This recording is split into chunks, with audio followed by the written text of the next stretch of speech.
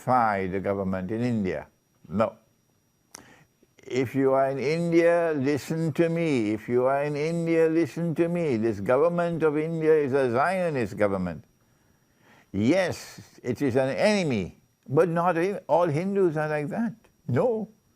There are Hindus who have integrity. There are Hindus who can think, and there are Hindus who can recognize that the government of Israel is an oppressor, and the government of India which supports Israel is an oppressor. There are Hindus who can think. So don't condemn Hinduism, condemn the government of India, but don't condemn and don't disrespect Hinduism.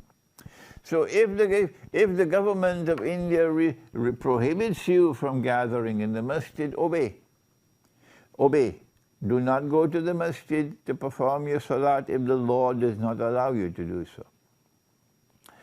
In other parts of the world, if you allowed only 10 people, don't have a Salatul Jummah with only 10, because that is an invalid salat.